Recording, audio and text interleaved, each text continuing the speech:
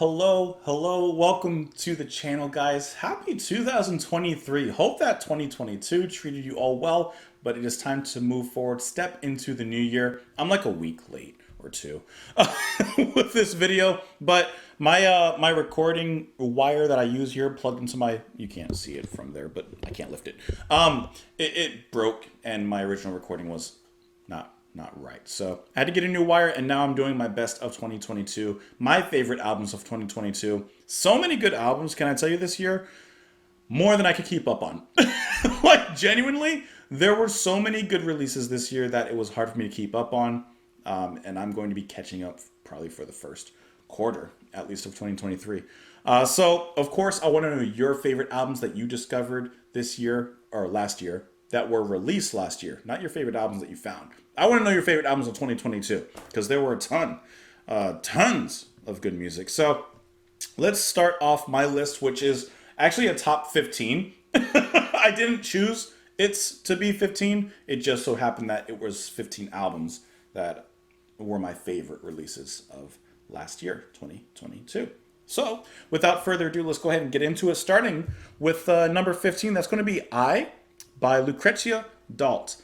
So I discovered this album a little bit later, literally on the tail end of December, and I've been listening to it. Like I said, I'm going to be catching up, and while I haven't listened to it for a long time, I knew immediately I had to get it on this list. So right now it's at 15 just because I haven't had enough time to really sit with it, but what a fantastic album. If I had to think of a way to describe her music, think of, I know I haven't listened to a ton of him, but Tom Waits, late era David Sylvian, but with a slow coffee drip crawl pace of Latin grooves mixed with all this, and you have Lucrezia Dalt. Like, what an amazing artist. What she's doing in music, I think that she's gonna shake up the genres a little bit. I just think that she has some amazing stuff here. Like, just a sample, I pulled up her track Atemporal.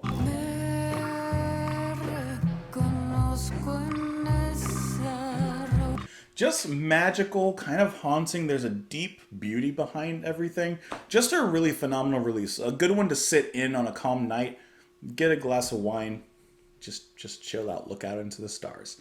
Coming in at number 14 is going to be Hoax with their album Two Shadows. This is their debut album from the Portland duo.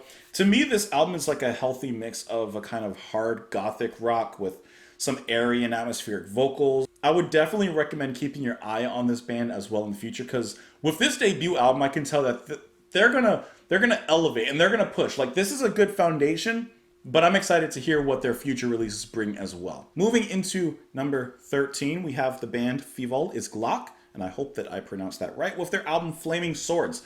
This is an energetic, bouncy album. It's filled with skippy and smooth jazz, youthfully joyous vocals, just absolutely happy, with a modern progressive touch as well.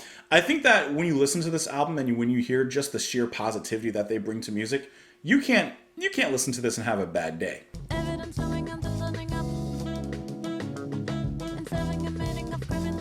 It's just so snappy and just so fun to listen to. There's a certain, God, I'm maybe quoting my dad here, but pep in their step. Number 12, Denzel Curry with his album Melt My Eyes, See Your Future. I've been paying attention to Denzel Curry probably since his album Taboo, ever since hearing Clout Cobain. And this album is a great step up in the maturity in his songwriting aspect. His rapping is really, really improved. The beats and the production is miles, not ahead necessarily from before, but just interesting. There's a lot to digest in here. And it's just really cool to hear the maturity in him and the songwriting process, the introspective and deep lyrics. He's really not only come into his own, I don't even know if that makes sense with him, but he's definitely treading a great path forward. Number 11. We have some Caitlin Rose with her album Casme, the Nashville-based singer, songwriter, musician. This is a wonderful release of some really great Americana. Caitlin's displaying a very honest and heartfelt writing in her alt-country direction here, ranging from thoughtful acoustics to tender rockings. I think on the album, one of my favorites is Black Obsidian, with its kind of moody depths and that quietly thunderous chorus. It just feels really, really good. I love that. There's like a taste of shoegazing, just a taste. Anyways, wonderful album. Moving on into my top 10, we're starting to get into the nitty gritty. We have Bahia Desejo with Sim Sim Sim, this Brazilian band with once again a debut album. Lots of strong debut albums this year. They display a strong affinity towards Brazilian jazz roots. Their intoxicating rhythms are going to keep you dancing day in, night come. They are smooth and yet very exciting with their singing flourishes throughout. And the cool thing about this album is that there's such a good variety of different styles of music. Of course, they have some of the MPB, they have a lot of Brazilian, they have samba, they have jazz. They even kind of move towards psychedelic sounds at some points, even hitting a little bit of that disco. Coming in at number 9, we have Darker with her album The Buried Storm. First of all, love the name. This album is just a storm, as if you couldn't tell by the album title. It is an absolutely and utterly captivating kind of doom metal, pagan folk kind of ambience sound that she has going on. Very somber vocal leads from Miss Songstress Jane Maven. I really like how she and the band kind of weave this very intense and yet airy web. You have your dirge-laden guitars and otherworldly beauty that just really sweeps in and takes hold of this album, takes hold of its spirit and its soul. And I think that's one of the really cool things about how captivating this album is. For as intense and heavy as it is in moments, and for as dread-filled as it can be, there's also this certain wonderful and ritualistic grace and beauty that really touches multiple parts of the album. To me, it's as if being guided by a benevolent spirit through some dark and perhaps haunted woods, kind of holding back the storm, if you will. A buried storm. 8. I got Taylor Swift with Midnights. 2 years after the folk detour with her albums of Folklore and Everlore, Taylor returns with a little bit of a synth pop bop. And can I tell you, I love listening to this album. It's incredibly fun, kind of moody, a little bit reflective, a little bit introspective, a little bit extrospective. That's not the proper word. Very, very nice production. This is an album that my wife and I just put on every once in a while, just kind of jam out. It's just a fun listen. 7, we have Korean artist Yaya Kim with her album AKA Yaya. Okay, this is the longest album on this list. This album is 2 hours and 20 minutes long. And I know what you're thinking. You're thinking 2 hours and 20 minutes long. That is too long. It's going to be filled with filler. There's just But can I tell you? It's actually not. A 2 hour and 20 minute album, and there's not really any filler. The interesting thing about her and what she does is that across this duration, which is just huge, she's hitting so many different genres. She's hitting such a variety of music that you never quite know what you're going to get in listening to this album. She spans from lounge jazz to haunting trip hop to hard rock, art pop. She is just an incredibly talented singer-songwriter. I think you could really choose a random track on this album and get something interesting at least.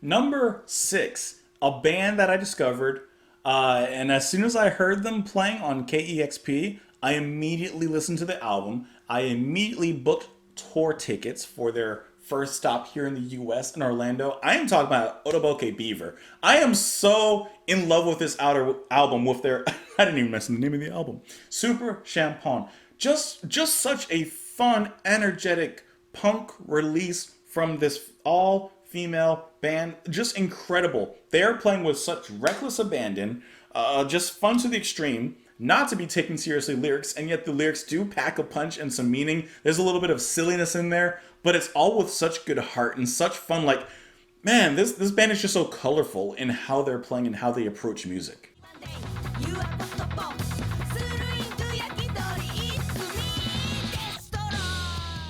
Oh, Moving on to number 5, we have the self-titled, once again, debut album from the band Wet Leg. Charmingly sarcastic indie rock duo. You have some hard rocking tracks with some kind of laid back, kind of sarcastic, kind of ironic lyrical delivery. This album kind of reminds me of the movie Juno. This is one of those albums that if I had first done a reaction to one of their tracks on the channel, I probably wouldn't have liked it. I probably wouldn't have cared for it. But I discovered this and listened to this on my own, their album, and it just kept on repeating and repeating in my mind. It's incredibly catchy. It's just very chill, but at the same time it hits. Like, really, really great and solid debut from the band.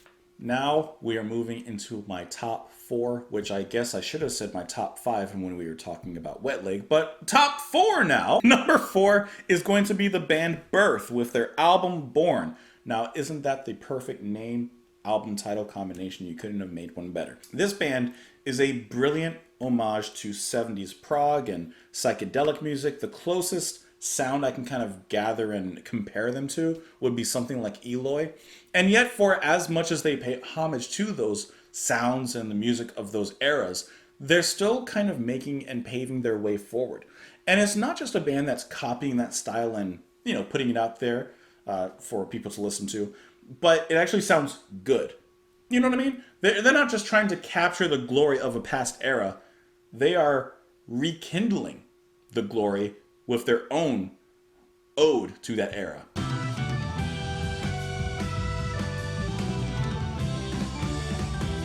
Really, really incredible musicianship. Nice release. Really impressed by this one. Number 3, we're nearing the top, the cream of the crop. We have The Comet Is Coming with their album Hyperdimensional Expansion.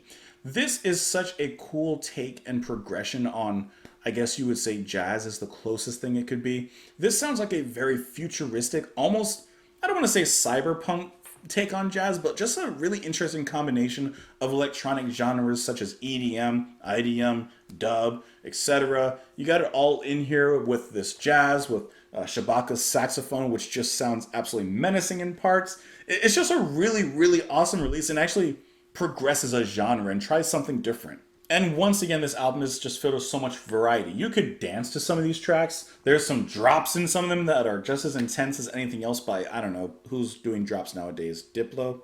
Skrillex? Who's doing that? Nero? But then other times they bring in the range, they pull it back for something closer to just a traditional jazz bop with their certain style.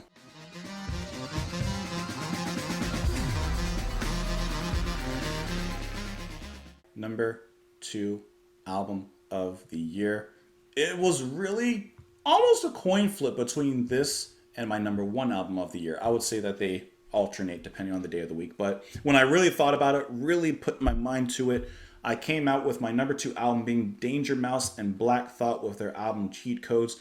You have the genius producer, Danger Mouse, who has worked with many of the greats, the rappers, the MCs, the other producers, and etc. You have the American MC Black Thought, and their combination is just such a welcome change of pace. Just so much going on. Obviously, the production is going to be top notch, but the beats, the melodies, the instruments brought in, the samples, it's just this very soulful hip hop release. And then Black Thought putting a lot of thought into his lyricism. There's so many words with meaning. Every word has a meaning as well. Not even mentioning the posthumous verse from MF Doom, which you would think, yes, that's perhaps part of the draw of the album to hear that one last verse from MF Doom. And even though, yeah, it's obviously a solid and really cool verse and it's really good to hear him, the album just stands on its own merits. I'm like Thelonious at the underground piano, dressed in camo, the grenades, guns, and ammo. And with that, my friends, we come down to the ending pretty much of this video, my number 1 album of the year, my favorite album of the year, and I hope that by this point you've probably put down your own list in the comments down below while you've been listening to this video. Maybe you're writing some of these down so you can give them a listen in the future. I hope that you do. But my number 1 album of the year is going to be the Ukrainian black metal band White Ward with their album False Light. This album really impressed me when I first heard it. I can't even tell you where I first heard of the band from, but I saw their draw as being a black metal band that pushes boundaries, and they have saxophone involved in the music. So I'm like, okay, It's not the first time I've heard saxophone in metal and stuff like that, but I'd like to hear their approach to it.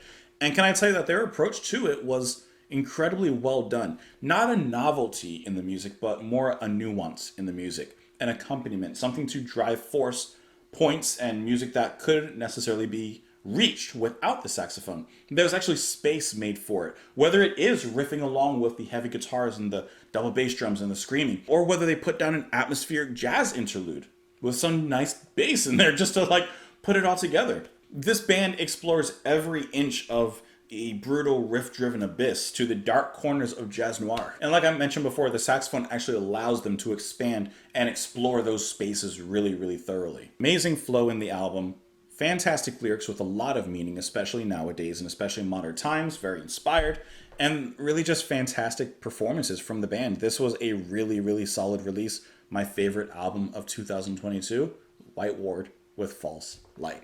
And there you have it, everyone. I hope that you enjoyed the video. Hope that you perhaps give a listen to some of the albums that I mentioned here, because I do recommend each and every one of them. They're all fantastic, all great, all were a joy to listen to, and will continuously be a joy to listen to. But please put your list down below as well, because I'd like to see what everyone else was listening to.